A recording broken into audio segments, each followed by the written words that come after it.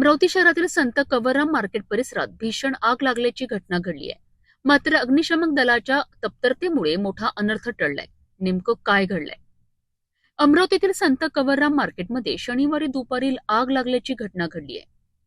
श्री संत पगडीवाला cells दुकानाच्या वरच्या मजल्यावरील कपड्याच्या दुकानात अचानक आग भडकली. ही माहिती मिळताच वाहतूक पोलीस निरीक्षक रीता उईके यांनी तत्काळ अग्निशमक मुख्यालयाला फोनद्वारे ही माहिती दिली.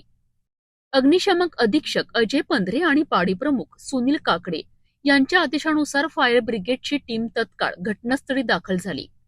परिस्थितीचा आढावा घेण्यात आला.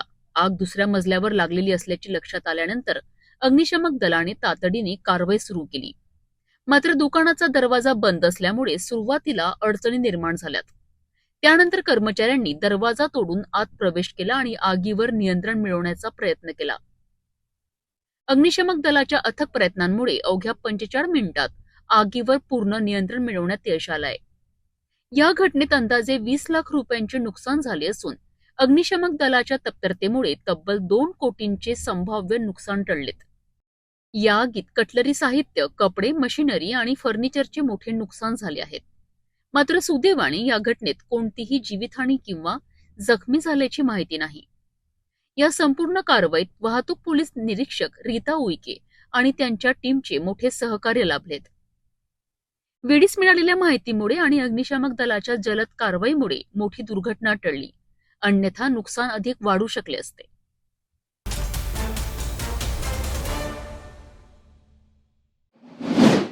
अमरावती के हृदय स्थल में स्थित इरविन सरकारी अस्पताल, जिसे जिला सामान्य अस्पताल का गौरव माना जाता है, वहां से प्रशासन की लापरवाही की एक बेहद डरावनी तस्वीर सामने आई थी। अस्पताल के पोस्टमार्टम रूम के पास पिछले 8 दिनों से सड़ रहे कचरे ने राहगीरों का जीना मुहाल कर दिया था, लेकिन सिटी न्यूज की खबर का एक बार फिर बड़ा असर हुआ है। अमरावती का इरविन अस्पताल, जहां लोग स्वास्थ्य लाभ के लिए आते हैं, वही के शव विच्छेदन गृह यानी पोस्टमार्टम रूम के पास पिछले 8 दिनों से गंदगी का अंबार लगा हुआ था। नाली के किनारे जमा काली पॉलीथीन और सड़ते हुए कचरे के दुर्गंध ने स्थानीय व्यापारियों और यहां से गुजरने वाले मरीजों के परिजनों का दम घोट दिया था। हैरानी की बात यह है कि यहाँ कोई आधिकारिक डंपिंग यार्ड नहीं है, फिर भी यहाँ धड़ल्ले से कचरा फेंका जा रहा था। स्थानीय पार्षद और मनपा स्वच्छता विभाग इस समस्या से पूरी तरह आंखें मूंदे हुए थे। जब व्यापारियों का सब्र का बांध टूटा तो उन्होंने सिटी न्यूज से संपर्क किया। सिटी न्यूज ने मौके पर पहुंचकर इस समस्या को प्रमुखता से उठाया और खबर प्रसारित की। खबर चलते ही गहरी नींद में सोया प्रशासन जागा और चंद घंटों के भीतर ही कचरे के उस ढेर को साफ कर दिया गया।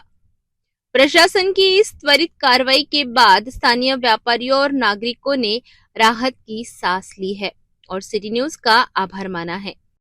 लेकिन सवाल अब भी वही है, क्या प्रशासन को जगाने के लिए हमेशा खबरों का ही सहारा लेना पड़ेगा? क्या स्वच्छता विभाग अपनी जिम्मेदारी खुद से नहीं निभा सकता? इस विषय पर आपका क्या कहना है? आपकी प्रतिक्रिया हमें अवश्य बताएं।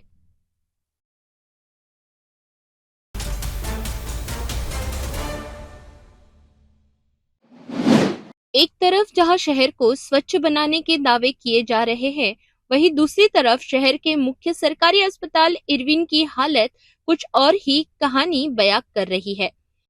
इरविन अस्पताल के शव विच्छेदन गृह के पास पिछले 8 दिनों से कचरे का ढेर लगा है, जिससे उठने वाली बदबू ने व्यापारियों और राहगीरों का जीना दुभर कर दिया है। अमरावती के हृदय स्थल में स्थित इरविन सरकारी अस्पताल का यह नजारा प्रशासन की पोल खोल रहा है। शव विच्छेदन गृह के ठीक पास नाली के किनारे काली पॉलीथीन का यह ढेर पिछले 8 दिनों से सड़ रहा है।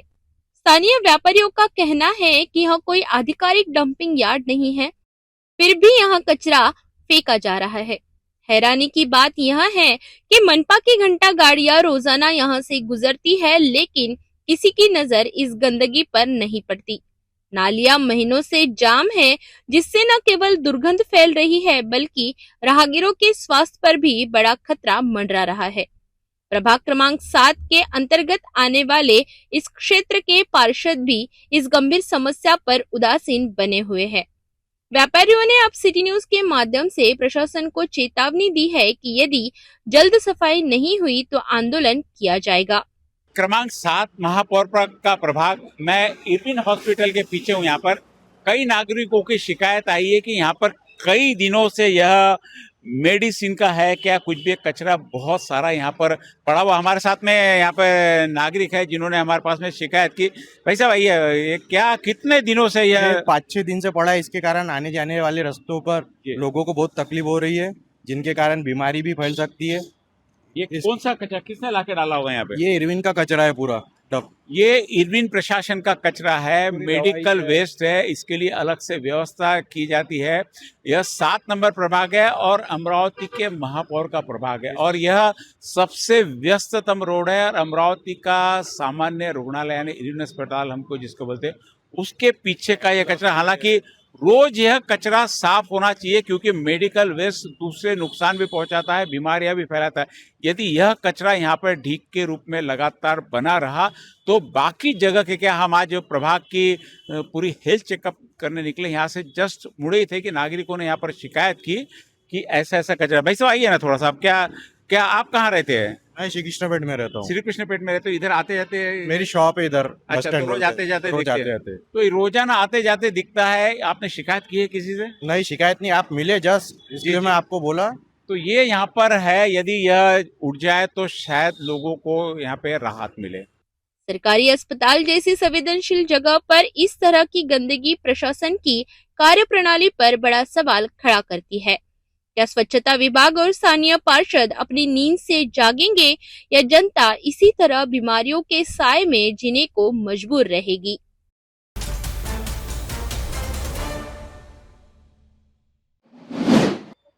यह पत्रकार कॉलोनी, पत्रकार शहर के सुगने नागरिक होते हैं। यह पत्रकार कॉलोनी के कॉर्नर का भाग है और सामने विद्या मंदिर है, विद्या भारती का विद्या मंदिर है और यहाँ से मात्र 500 मीटर की दूरी पे महापौर है और 500 मीटर के परिक्षेत्र में 4 नगर सेवक यहाँ पर है। और यहाँ पर हम देख रहे हैं एक मिनी कंपोस्ट डिपो बना हुआ। यदि बाजू से आप नजर देखें तो पूरी सर्विस गली यहाँ पर कचरे से भरी हुई है।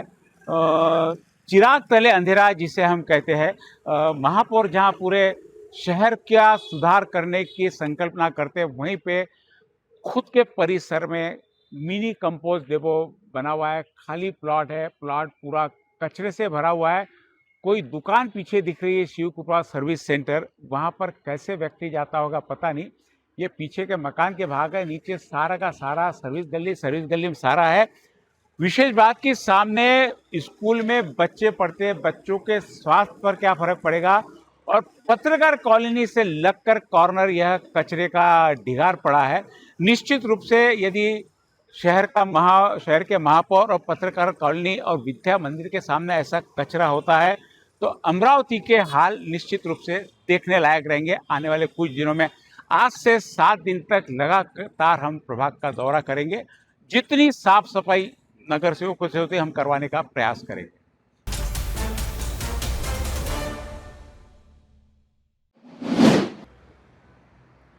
यह आप देख रहे हैं गाड़गे नगर परिषद है, गाड़गे बाबा मंदिर के सामने का भाग है। यहाँ 2 आमदार संजय खोड़के, सुलभा खोड़के रोड के उस पार रहते हैं और यह प्रभाग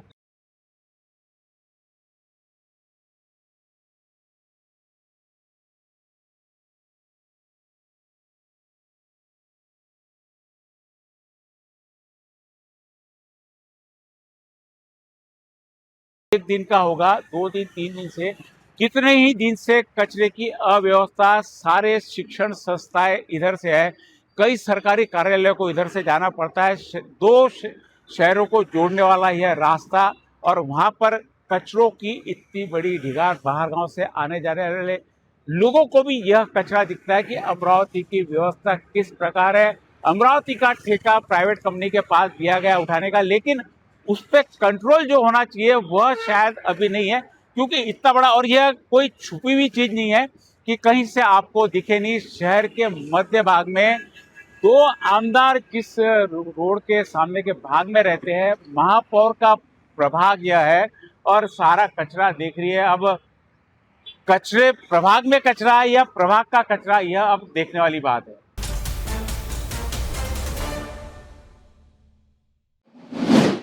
अमरावती को स्वच्छ और सुंदर बनाने के बड़े बड़े दावे तो किए जाते हैं, लेकिन आज हम आपको एक ऐसी तस्वीर दिखाएंगे जो इन दावों की पोल खोल देगी। प्रभाग क्रमांक 7 जवाहर स्टेडियम क्षेत्र में आने वाला तानाजी चौक और उस्मानिया कंपाउंड मार्ग आज अपनी बदहाली पर आंसू बहा रहा है। कचरे के अंबार और चौक पड़ी नालियों ने यहाँ के नागरिकों का जीना दुभर कर दिया है।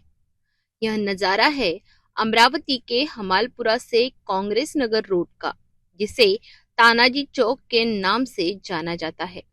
उस्मानिया कंपाउंड से सटकर रेलवे स्टेशन और बस स्टैंड की ओर जाने वाली यह सड़क अब कचरा गली के रूप में पहचानी जाने लगी है। स्थानीय निवासियों का आरोप है कि यहाँ साल भर कचरा पसरा रहता है।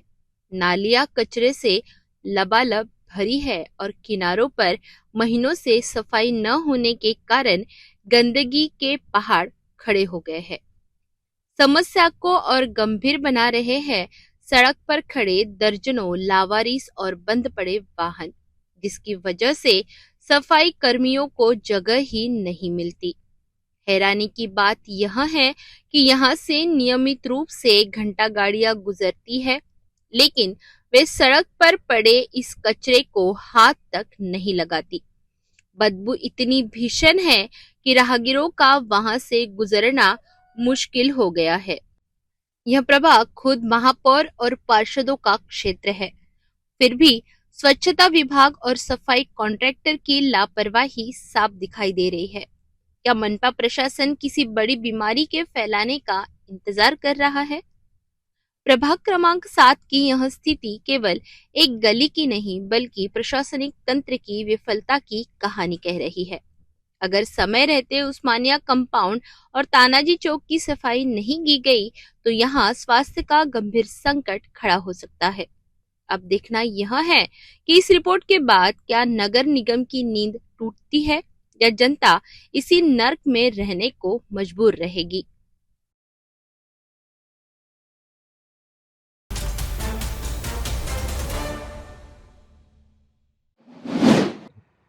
यह विलासनगर चौक से कॉलेज रोड की तरफ जाने वाला रास्ता है। यह महापौर के घर का रास्ता, महापौर ही नहीं, यहाँ पर चुन के आए हुए 4 नगर सेवकों की घर की ओर जाने वाला रास्ता है, जहाँ पर नाली का पानी पूरा सड़क पर आया हुआ। आप देख रहे हैं कि पूरा डबाडब भरा हुआ है। पीछे से कहीं पर नाली ब्लॉक है।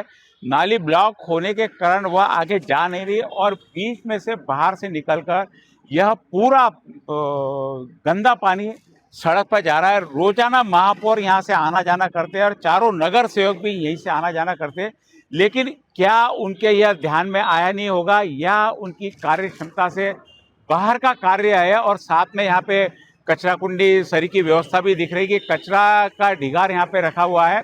कुछ मकान के काम चालू है और साथ में साइड में यहाँ पर बहुत सारे ट्रक्स और यहाँ पे आप देख रहे हैं कि कुछ लोडिंग की गाड़ियाँ खड़ी है।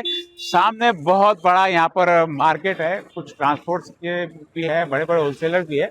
यह सारा एक व्यस्ततम एरिया है और सबसे बड़ी बात कि महापौर के घर के तरफ का जाने वाला रास्ता, यहाँ पर ऐसी हालत यदि है तो बाकी शहर का हम अंदाजा लगा सकते हैं कि किस प्रकार का शहर होगा।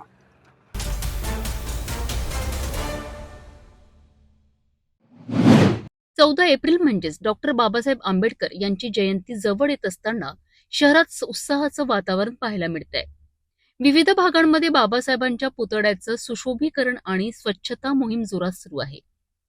14 एप्रिलच्या पार्श्वभूमीवर शहरातील विविध ठिकाणी डॉक्टर बाबासाहेब आंबेडकर यांच्या पुतळ्यांची साफसफाई आणि सुशोभीकरण मोठ्या उत्साहात करण्यात येत आहे।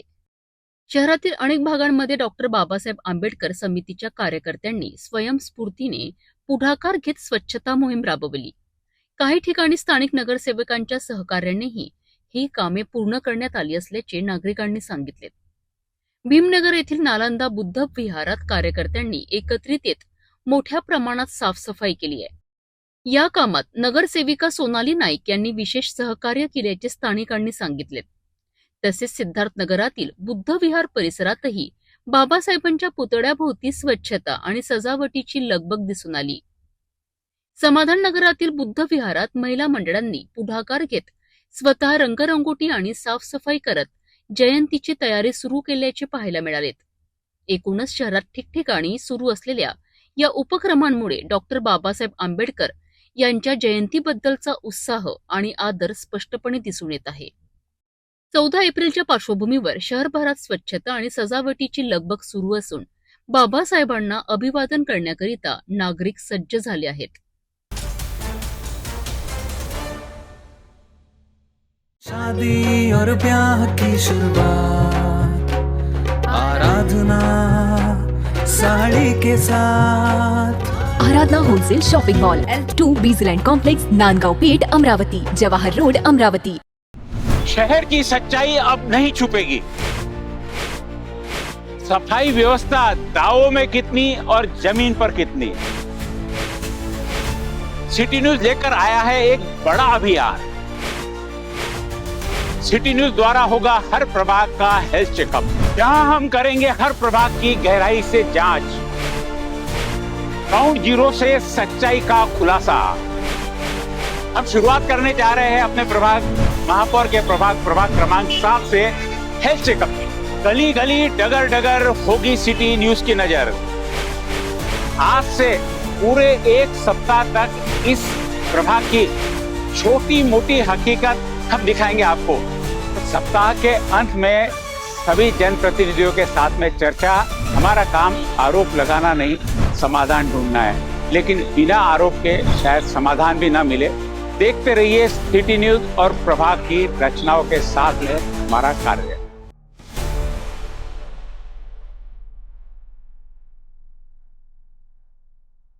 शादी और ब्याह की शुरुआत आराधना साड़ी के साथ। Aradhana wholesale shopping mall L2 बीजलैंड कॉम्प्लेक्स नांदगांव पेठ अमरावती जवाहर रोड अमरावती। नागपूरमध्ये हुंड्यासाठी होणाऱ्या छळाला कंटाळून एका 26 वर्षीय विवाहित महिलेने आत्महत्या केल्याची घटना उघड झाली आहे. या प्रकरणी पतीसह सासरच्या 4 जणांविरुद्ध गुन्हा दाखल करण्यात आलाय. नागपूरच्या गणेशपेठ परिसरातील गंजीपेठ भागात ही हृदयद्रावक घटना घडली आहे. सना अंजुम अकील खान उर्फ सना शेख असे मृत महिलेचे नाव असून तिचे लग्न 2024 मध्ये शोएब उर्फ सैफ आयुब खान याच्यासोबत झाले होते.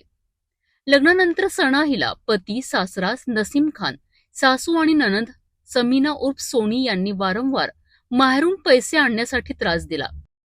सततचा शारीरिक आणि मानसिक छळ सहन न झाल्याने सना हिने 7 एप्रिल 2026 रोजी सायंकाळी 5 वाजताच्या सुमारास राहत्या घरी गळफास घेऊन आत्महत्या केली आहे. प्रारंभी या प्रकरणी अकस्मात मृत्यूची नोंद करण्यात आली होती. मात्र तपासादरम्यान सासरच्या छळामुळे सना हिने टोकाचा निर्णय घेतल्याचे स्पष्ट झाले. उसका नाम सना अंजुम है। उसकी 2024 में 5 नवंबर को शादी हुई थी। 15 महीने ही हुए थे उसके, और मेरी लगभग 7 अप्रैल को उससे बात हुई। उसके पहले भी उसने मेरे को बताना शुरू कर दी थी। 1-2 दिन में से मैं उससे बात करती थी, पूछती थी, लेकिन उस दिन 3 बजे में से 1 घंटा बात हुई, आधा पौन घंटा बात हुई इसी बारे में कि उसके ससुर सास उसको, उसकी ननद, सबसे ज़्यादा उन लोग उसको सबको टॉर्चर करते हैं, उसके ऊपर जुल्म करते हैं, घर के लिए, बच्चे के लिए। और इसी कारण फिर मेरे को डाउट हुआ, तो फिर मैं डबल से फिर और फ़ोन की मैंने उसको बोलने के लिए कि तू आ जा करके, अब इतने दिन से तू बता रही तो अब बर्दाश्त नहीं, तो तू आ जा। तो लेकिन फिर उतना फ़ोन मेरा बज रहा, मैं उसका फ़ोन इतना कंटिन्यू कर रही हूँ 1 घंटे से लगातार। आखिर में उसके मियाँ ने फ़ोन उठाया, सैफ ने, और उसने मेरे को बताया कि सना ने फांसी लगा दी करके, और वो वहाँ पर मौजूद था।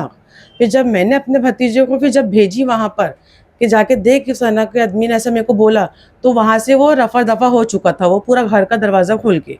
और मेरा भतीजा गया वो, और हमारे के दोनों बच्चे गए, तो उन्होंने उसको उतारे। उसके शौहर का काम था, लेकिन उसको उतारना, अगर वो बेगुनाह रहता तो उसने कुछ, उसी ने किया है सब कुछ पूरा, और छोड़ के भाग गया वो। कोई इसको कहीं नहीं लेके जाना, नहीं कहीं नहीं ले जाना, घर में रहना, बन बन रहती थी वो आधी रात तक के। उसका मियाँ 3-3 बजे तक के रात तक के नहीं आता था।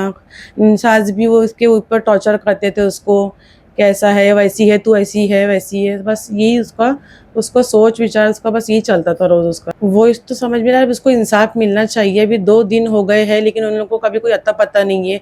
हमको तो खुद वो सोच रहे कि उसको तुरंत में इंसाफ देना चाहिए, पुलिस ने हमारा साथ देना चाहिए, तुरंत में इंक्वायरी करना चाहिए, उठक बैठक करना चाहिए, उनके घर की तलाशी लो जाके।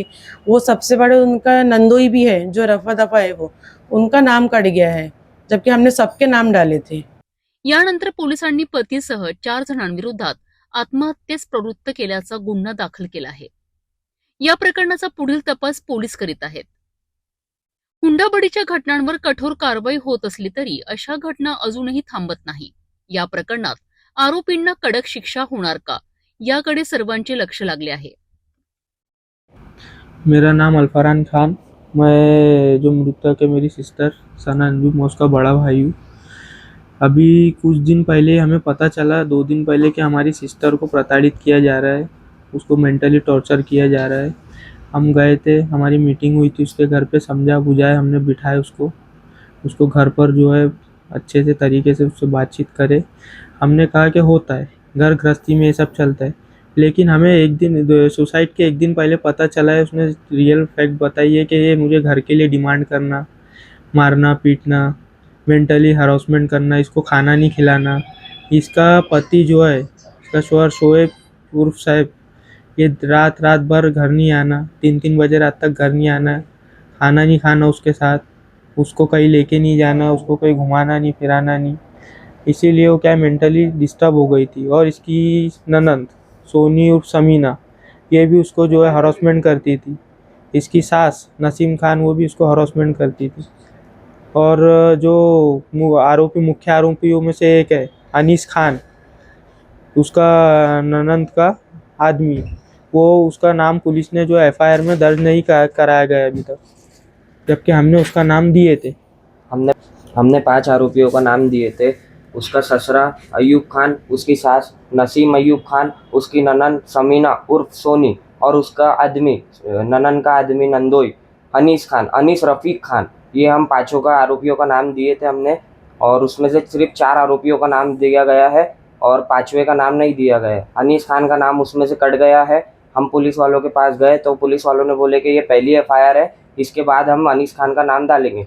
लेकिन अभी 3-4 दिन हो गए हैं, अनीस खान का नाम नहीं डला है उसमें, और ये सब आरोपी फरार है। और हम जा रहे हैं पुलिस वालों के पास तो पुलिस वाले हमारा साथ दे रहे हैं, मगर अभी तक अटैक नहीं हुए वो।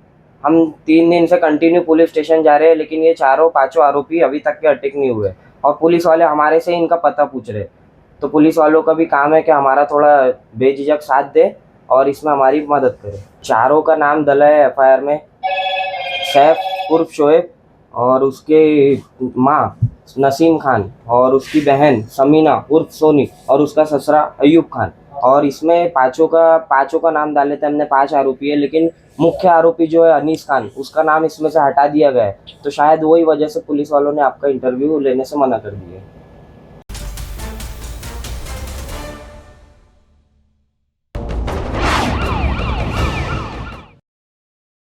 नागपूर शहरात मध्यरात्री घरात घुसून महिलेच्या गळ्यातील सोन्याची चेन हिसकाविणाऱ्या आरोपीला अखेर पोलिसांनी बेड्या ठोकल्या आहेत. सीसीटीव्ही फुटेज, मोबाईल लोकेशन आणि तांत्रिक विश्लेषणाच्या मदतीने पोलिसांनी हा गुन्हा उघडकीस आणलाय. विशेष म्हणजे आरोपी हा फिर्यादीच्या मुलाकडे पूर्वी कामाला होता. ही घटना नागपूर शहरातील तहसील पोलीस ठाण्याच्या हद्दीत घडली आहे. 21 मार्च रोजी पहाटे 3:30च्या सुमारास फिर्यादी राधा भीमराव बाथो या त्यांच्या घरात झोपल्या होत्या. त्याचवेळी अज्ञात आरोपीने घराचा दरवाजा ढकलून आत प्रवेश केला. घरातील लाईट सुरू करून आरोपीने महिलेचे दोन्ही हात दाबलेत आणि त्यांच्या गळ्यातील सुमारे 2 तोडे वजनाची सोन्याची चेन हिसकावून पळ काढला. या प्रकरणी तहसील पोलीस ठाण्यात गुन्हा दाखल करण्यात आलाय. तपासादरम्यान पोलिसांनी 50 पेक्षा अधिक सीसीटीव्ही फुटेज तपासलेत. या फुटेजच्या आधारे आरोपीची ओळख पटली. तपासात समोर आले आहे की आरोपी अमित रामदास उईके हा फिर्यादीच्या मुलाकडे पूर्वी काम करीत होता. पोलिसांनी मोबाईल लोकेशन आणि कॉल डिटेल रेकॉर्डच्या आधारे आरोपीचा शोध घेत अखेर 9 एप्रिल रोजी सावनेर येथून त्याला ताब्यात घेतले. चौकशी दरम्यान आरोपीने गुन्ह्याची कबुली दिली. तसेच चोरीच्या सोन्याची चेन सावनेर येथील फिनो बँकेत गहाण ठेवल्याचे सांगितलेत.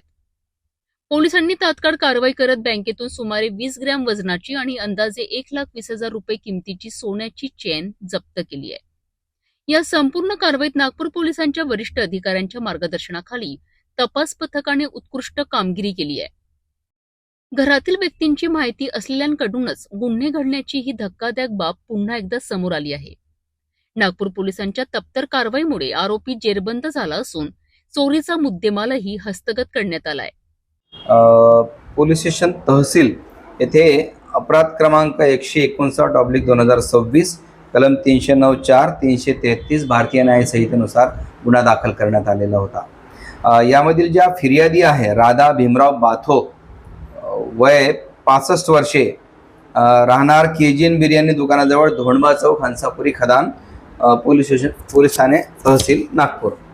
या त्यांच्या घरी रात्री झोपून असताना रात्री 3:30च्या दरम्यान त्यांच्या रूमचे जे दार आहे ते अर्धवट उघडे आहे हे पाहून एका इस्माने त्यांच्या घरामध्ये प्रवेश करून त्यांच्या गळ्यात जी सोन्याची चेन होती 2 तोळ्याची म्हणजे 20 ग्रॅमची सोन्याची चेन हिसका मारून पळून निघून गेला होता. त्या दरम्यान आम्ही संपूर्ण परिसरातील जे CCTV फुटेज आहे DB पथकाचे प्रमुख PSI रसूल शेख आणि त्यांचे संपूर्ण DB पथक यांनी संपूर्ण परिसरातील CCTV फुटेज चेक केलेत. त्यातले काही महत्त्वाच्या ठिकाणी एक व्यक्ती संशयास्पदरित्या पळून जाताना आम्हाला दिसला. सदरचे फुटेज आम्ही फिर्यादीला दाखवले. फिर्यादीने असं सांगितलं की फुटेजमधील जी व्यक्ती आहे ती काही दिवसापूर्वी त्यांच्या मुलाच्या दुकानामध्ये, ज्यांच्या मुलाचा समोसे तयार करून विकण्याचा एक व्यवसाय आहे त्याच परिसरामध्ये घराजवळच, आणि तिथे तो काही दिवसापूर्वी कामाला होता, तोच हा व्यक्ती आहे असं त्यांनी सांगितलं होतं. त्यावरून आम्ही त्याचा शोध संपूर्ण परिसरामध्ये घेतला, परंतु नंतर अशी माहिती मिळाली की सदरचा हा आरोपी आहे हा सावनेर परिसरामध्ये राहतो. त्या तांत्रिक तपासावरून आम्ही सदर आरोपीचा शोध घेतला आणि त्याला त्याच्या घरून ताब्यात घेतलं. त्याला पोलीस स्टेशनला आणून त्याच्याकडे अधिक चौकशी आणि तपास केला, तेव्हा त्याने त्या सदरचा गुन्हा केल्याचं कबूल केलेलं आहे. आज रोजी आम्ही सदर आरोपीला परवा दिवशी अटक केलेली आहे आणि आज त्याच्याकडून संपूर्ण चोरी गेलेला म्हणजे हिसकावून नेलेला रॉबरीचा जो मुद्देमाल आहे, सोन्याची चेन 20 ग्रॅमची, ती रिकवर केलेली आहे. आरोपी कडे अधिक सखोल तपास केला असता त्या असं समजलं आम्हाला की त्याला व्हिडिओ गेम खेळण्याचा नाद होता आणि त्या नादामध्ये त्यांनी जवळपास 30 ते 35 लाखाचं कर्ज त्याच्या डोक्यावर झालं होतं आणि ते फेडण्यासाठी त्यांनी हा चोरीचा गुन्हा केलेला आहे असं त्यांनी सांगितलेलं आहे. आज रोजी त्याचा MCR करून आम्ही न्यायालयात सादर करत आहोत. सदर गुन्ह्याचा तपास PSI रसूल शेख आणि त्यांचं संपूर्ण DB पथक, ज्याच्यामध्ये PSI राजसिंग ठाकूर, संजय साहू, फिरोज खान, वैभव कुलसंगे आदी अंमलदारांनी महत्त्वाची भूमिका बजावलेली आहे.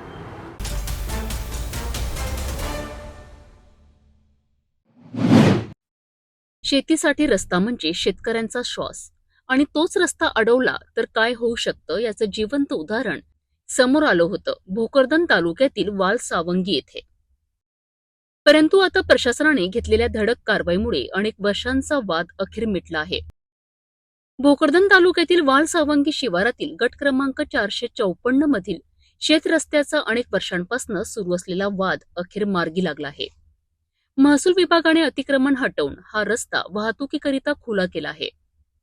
शेलू येथील शेतकरी विजय विठ्ठल अंभोरे यांनी हा रस्ता मोकळा करण्याकरिता महसूल विभागाकडे अर्ज केला होता. संबंधित रस्त्यावर काही व्यक्तींनी अडथळे निर्माण करून तो बंद केल्यामुळे शेतकऱ्यांना मोठ्या अडचणींना सामोरे जावे लागत होते. पेरणीसाठी लागणारे बियाणे, शेतीसाठी ट्रॅक्टर आणि बैलगाडी नेणे तसेच तयार झालेलं उत्पादन बाजारात नेणे अत्यंत कठीण झालं होतं. त्यामुळे हा प्रश्न शेतकऱ्यांकरिता गंभीर बनला होता. या प्रकरणाची सखोल चौकशी करून तहसीलदारांनी अर्ज मंजूर केला आणि रस्ता मोकळा करण्याचे आदेश दिलेत. त्यानंतर धावडा महसूल मंडळाचे अधिकारी आणि वालसावंगी सजा येथील पथक घटनास्थळी दाखल झाले. पोलीस बंदोबस्तात रस्त्याची मोजणी करण्यात आली. दोरी आणि चुना टाकून अधिकृत गाडी रस्त्याची आखणी करण्यात आली. या संपूर्ण प्रक्रियेत कोणताही अनुचित प्रकार घडू नये याकरिता पारत पोलीस स्टेशनचा चोख बंदोबस्त ठेवण्यात आला होता. पंचाच्या उपस्थितीत पारदर्शक पद्धतीने ही कारवाई पूर्ण करण्यात आली. त्यामुळे परिसरातील शेतकऱ्यांचा वर्षानुवर्षाचा प्रश्न अखेर सुटला आहे. आता रस्ता खुला झाल्यामुळे शेतीसाठी आवश्यक वाहतूक सुरळीत होणार असून शेतकऱ्यांनी प्रशासनाच्या या निर्णयाचे स्वागत केलेत.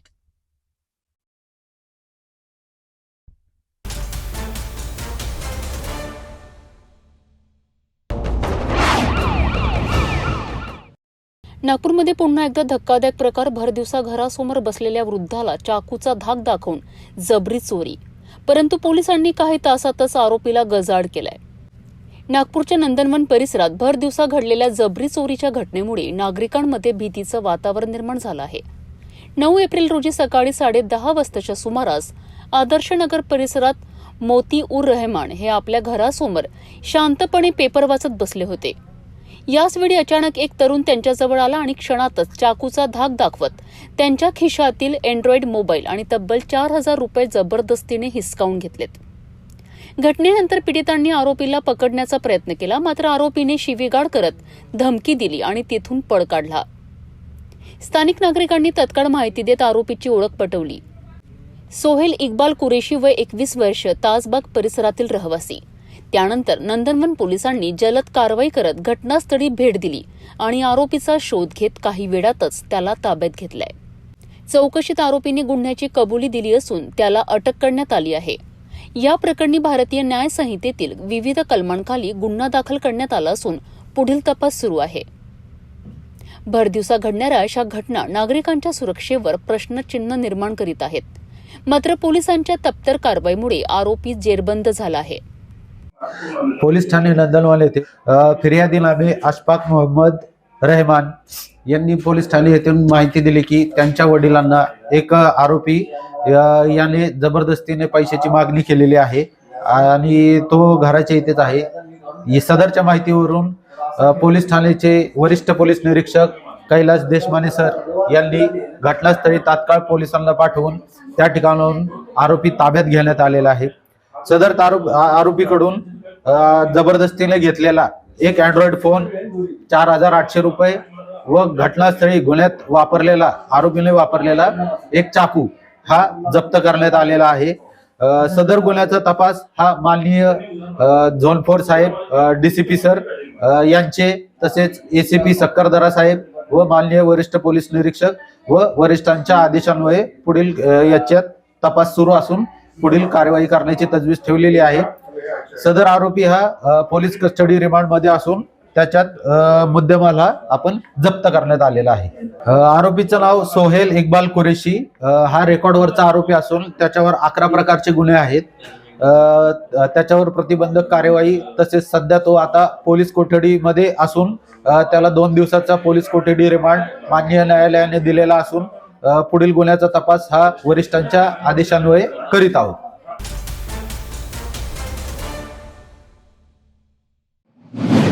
नांदेडमध्ये शनिवारी 11 एप्रिलच्या सकाळी अचानक जमिनीला हलकासा धक्का बसला. काही सेकंदाकरिता सगळं थांबल्यासारखं वाटलं. लोक घाबरून घराबाहेर धावलेत. नेमकं काय घडलं?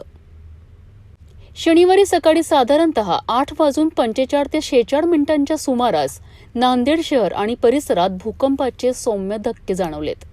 काही सेकंदाकरिता जमिनीला कंप जाणवल्याने नागरिकांमध्ये भीतीचं वातावरण निर्माण झालं. शहरातील अनेक भागांसह बारसगाव परिसरातही लोक घाबरून घराबाहेर पडलेत. सकाळच्या वेळेमुळे अनेक जण घरातच होते, त्यामुळे अचानक झालेल्या या घटनेने एकच गोंधळ उडाला. अधिकृत माहितीनुसार भूकंपाचा केंद्रबिंदू नांदेड जवळील हिंगोली जिल्ह्यातील पांगरा शिंदे या गावात असल्याचे समोर आले आहेत. या भूकंपाची तीव्रता 4.7 रिश्टर स्केल इतकी नोंदविण्यात आली आहे. सुदैवाने या घटनेत कोणतीही जीवितहानी किंवा मोठं नुकसान झाल्याची माहिती समोर आलेली नाही. मात्र अचानक आलेल्या या धक्क्यामुळे नागरिकांमध्ये भीतीचं वातावरण काही काळ कायम होतं. तज्ज्ञांच्या मते अशा सौम्य भूकंपाचे धक्के सहसा मोठे नुकसानकारक नसतात, मात्र सतर्क राहणं अत्यंत गरजेचं आहे. सुदैवाने या भूकंपात कोणतीही मोठी हानी झाली नाही, परंतु अचानक आलेल्या या धक्क्याने नागरिकांना हादरवून टाकलंय. गणेश धोंडीबा नाईकवाडे आहे. आम्ही राहणार बारसगाव येथील आहोत. आज सकाळी 8:45 आम्हाला भूकंपाचे सौम्य धक्के जाणवले.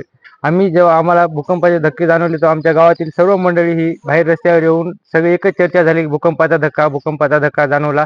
आणि काही जणांचं असं म्हणणं होतं की आमच्या घरावरचे जे पत्र आहेत ते असे हल्ल्यासारखे वाटले आम्हाला. सगळेजण एका जागी बाहेर येऊन एकच चर्चा होती की आमच्या इथं भूकंपाचे धक्के जाणवले आहेत. जेव्हा भूकंपाचे सौम्य धक्के जाणवले आम्हाला तेव्हा आम्ही घरातून बाहेर आलो. जेव्हा हे जनावरे कुत्रे वगैरे जे आहेत ते सगळे रस्त्यावरती आले. आम्ही सर्व तरुण मंडळी हे ते सर्वजण आम्ही रस्त्यावरती आलो जेव्हा आम्हाला भूकंपाची सौम्य जाणवली तेव्हा.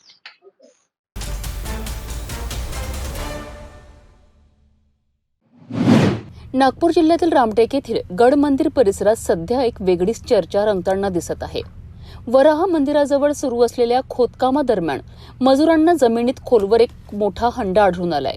ही बाब लक्षात येताच ठेकेदार आणि मजुरांनी तत्काळ तो हंडा बाहेर काढण्याचा प्रयत्न केला. मात्र त्या हंड्यात नेमकं काय आहे, त्यात काही मौल्यवान वस्तू किंवा ऐतिहासिक अवशेष आहे का, याबाबत अद्याप कोणतीही अधिकृत माहिती समोर आलेली नाही. तुम्हाला काय वाटतं, काय असेल या हंड्याचं रहस्य? या घटनेनंतर परिसरात एकच खळबळ उडाली असून नागरिकांमध्ये विविध चर्चांना उधाण आले आहे. काही जण हा खजिना असू शकतो तर काही जण ऐतिहासिक वारसा असण्याची शक्यता व्यक्त करीत आहेत. दरम्यान या ठिकाणी आणखी पुरातन वस्तू दडलेल्या असण्याची शक्यता नाकारता येत नाही. त्यामुळेच पुरातत्व विभागाने तात्काळ सखोल चौकशी करावी अशी मागणी स्थानिक नागरिकांकडून केली जात आहे. सध्या गडमंदिर परिसरात उत्सुकतेचं वातावरण सुरू असून सर्वांचे लक्ष प्रशासनाच्या पुढील कारवाईकडे लागले आहेत. रामटेकच्या गडमंदिर परिसरात सापडलेला हा संशयास्पद हंडा खजिना की इतिहासाचा ठेवा, याचं उत्तर आता तपासानंतरच मिळणार आहे. नमस्कार. इथं गड मंदिर रामटेक इथं पायरीचे उत्खनन सुरू करत असताना जे एक प्राचीन रांजण सापडलेलं आहे त्याचा असा संदर्भ देता येईल की मध्ययुगीन काळामध्ये अशी पद्धत होती की गड किल्ल्यांवरती येणाऱ्या जाणाऱ्या वाटसरूंसाठी पिण्याच्या पाण्याची सोय असं करण्यासाठी जे काही रांजण वगैरे ठेवलेले असायचे, असे संदर्भ आपल्याला बऱ्याच ठिकाणी आढळलेले दिसून येतात. त्याच पद्धतीचे एक प्राचीन व रांजण इथं आढळलेलं आहे. रांजण तर भरपूर मिळालेले आहेत, पण आता याचं नेमकं काय आहे त्याचा आपण कालावधी वगैरे निश्चित सांगता येणार नाही. त्यानुसार आपण जी काय माहिती मिळेल त्यानुसार त्या संवर्धन काही दिसून आलेलं नाही आहेत. तो त्याच ठिकाणी फिक्स करून ठेवलेला आहे. तसंच आपल्याला तो जतन करता येईल. एक ऐतिहासिक पुरावा म्हणून आपल्याला तो जतन करता येईल. तर बऱ्याच ठिकाणी आहेत प्रति गड किल्ल्यांवरती, पण उत्खननामध्ये सापडलेले जवळपास असे उदाहरणं सांगता येतील आपल्याला. पन्हाळगडावरती वगैरे असे की रांजणांचे प्रकार आहेत. त्याच पद्धतीचं असं एक रांजण असावं हे.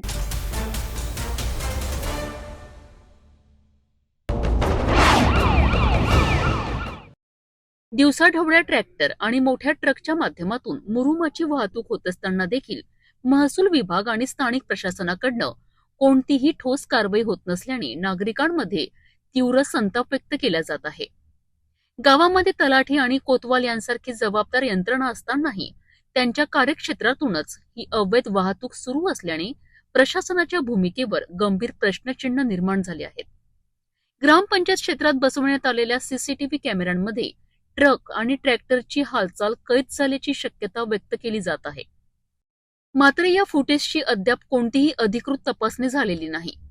दरम्यान सततच्या उत्खननामुळे परिसरात मोठमोठे खड्डे तयार झाले असून पर्यावरणाचा समतोल बिघडत आहे. शासनाचा लाखो रुपयांचा महसूल बुडत असताना काही मोजक्या लोकांचा फायदा होत असल्याचे चित्र दिसत आहे. या प्रकरणात आता जिल्हाधिकारी आणि तहसीलदार यांनी तत्काळ कारवाई करावी, अन्यथा नागरिकांनी आंदोलनाचा इशारा दिला आहे. भंडाऱ्यातील हा मुरुम घोटाळा प्रशासन खरंच कारवाई करणार का, की पुन्हा एकदा प्रकरण दाबलं जाणार? विरली खंदार मध्ये व आजूबाजूच्या परिसरामध्ये एक अवैध उत्खनन फार मोठ्या प्रमाणात होत आहे व या उत्खननाला म्हणजे पाठिंबा कोणाचा?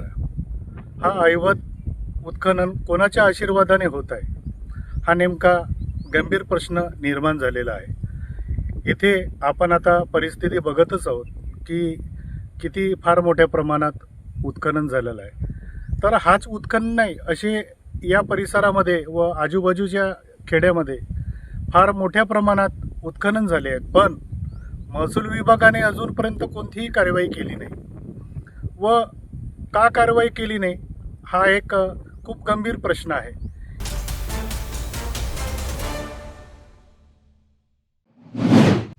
नागपूर जबलपूर राष्ट्रीय महामार्गावर दुपारी एक भीषण अपघात घडलाय, परंतु सुदैवाने मोठी जीवितहानी टळली आहे. चालकाला आलेली एक डुलकी आणि कार थेट जंगलात उलटली.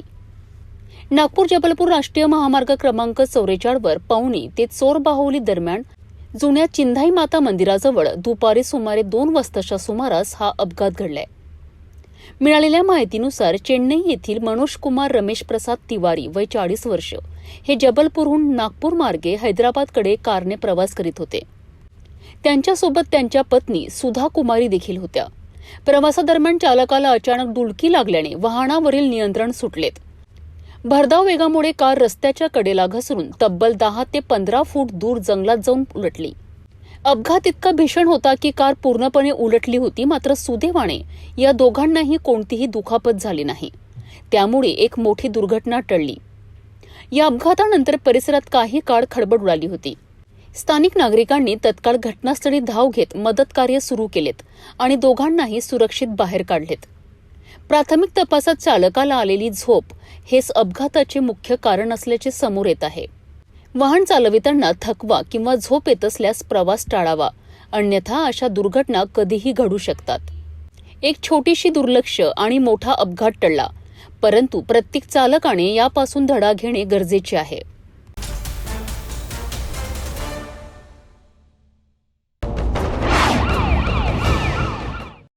रामटेक तालुक्यातील मणसरमध्ये एक धक्कादायक घटना समोर आली आहे.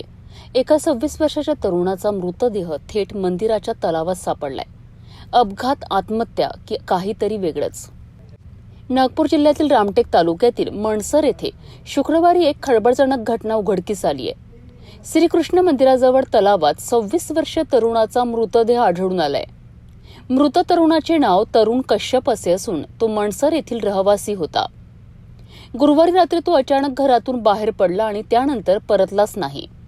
कुटुंबियांनी त्याचा शोध घेत असतानाच तलावाच्या काठावर त्याची दुचाकी, मोबाईल आणि चप्पल आढळून आल्याने संशय अधिकच वाढला.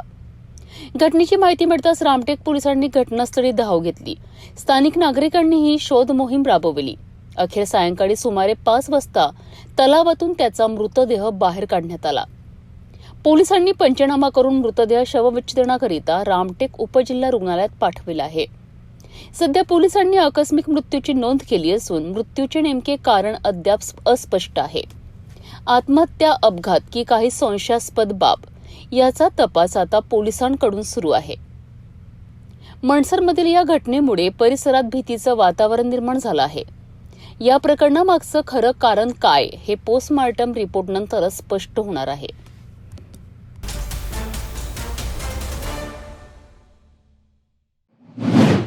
पोलिसच पोलिसांवर तुटून पडलेत तर काय होईल? बुलढाणा जिल्ह्यातील धक्कादायक घटना समोर आली आहे. अकोला पोलिसांनीच बुलढाणा पोलिसांवर हल्ला केल्याची खळबळजनक माहिती समोर आली आहे. 2 पोलीस कर्मचारी जखमी झालेत आहे. नेमकं काय घडलंय? बुलढाणा जिल्ह्यातील तामगाव पोलीस स्टेशन हद्दीतल्या कवठळ गावात गुप्तधन काढण्याचा प्रकार सुरू असल्याची गोपनीय माहिती पोलिसांना मिळाली होती. या माहितीच्या आधारे तामगाव पोलीस स्टेशनचे कर्मचारी संतोष आखरे आणि प्रमोद मुळे हे चौकशीसाठी घटनास्थळी रवाना झालेत. कवठळ गावात त्यांना राजेश गव्हाडे आणि मनोज गव्हाडे हे दोघे संशयास्पदरित्या फिरताना आढळलेत. पोलिसांनी त्यांना थांबवून विचारणा केली असता अचानक वाद निर्माण झाला आणि या वादाचे रूपांतर थेट हल्ल्यात झाले. राजेश गव्हाडे आणि मनोज गव्हाडे यांनी संतोष आखरे आणि प्रमोद मुळे यांच्यावर हल्ला चढवला. या हल्ल्यात दोन्ही पोलीस कर्मचारी जखमी झाले असून त्यांना तातडीने शेगाव येथील शासकीय रुग्णालयात दाखल करण्यात आले. हल्लेखोरांची ओळख पटविताना धक्कादायक बाब समोर आली आहे. हल्ला करणारे दोघेही अकोला पोलीस दलातील कर्मचारी असल्याचे उघड झाले आहे. या घटनेनंतर तामगाव पोलीस स्टेशनमध्ये हल्ला प्रकरणी गुन्हा दाखल करण्यात आला असून पुढील तपास सुरू आहे. ही घटना समोर आल्यानंतर पोलीस विभागातच खळबळ उडाली आहे. कायद्याचे रक्षकच जर एकमेकांवर हात उचलत असतील तर सामान्य नागरिकांचा विश्वास कुठे राहणार? या घटनेवर वरिष्ठ अधिकारी काय कारवाई करतात हे पाहणं महत्त्वाचं ठरणार आहे. रात्री 11:30 वाजता आम्हाला एक कॉल आला की कवठळ शिवारात गुप्तधन काढण्यासाठी काही लोक जमा झाले आहेत. म्हणून आम्ही पोलीस हवालदार आखरे आणि पोलीस हवालदार मुळे यांना खात्री करण्यासाठी पाठवले असता असा काही प्रकार आढळला नाही. पण त्या ठिकाणी मोटरसायकलवर दोन्ही रात्रीच्या वेळी येताना दिसले. त्यांना हटकले असता त्या ठिकाणी त्यांनी वाद घालून आमचे पोलीस हवालदार आखरे यांना व मुळे यांना धक्काबुक्की करून मारहाण केली आणि खड्याने डोक्याला मारून दुखापत केली. त्यामुळे त्यांच्याविरुद्ध आपण तांबा पोलीस स्टेशनला गुन्हा दाखल करण्यात आला आहे. तपास चालू आहे. गुप्तधनाबाबतची खबर ही खोटी आहे. कोणीतरी असं कॉल करून अशी माहिती देत असतात. त्याची कारवाई सुरू आहे.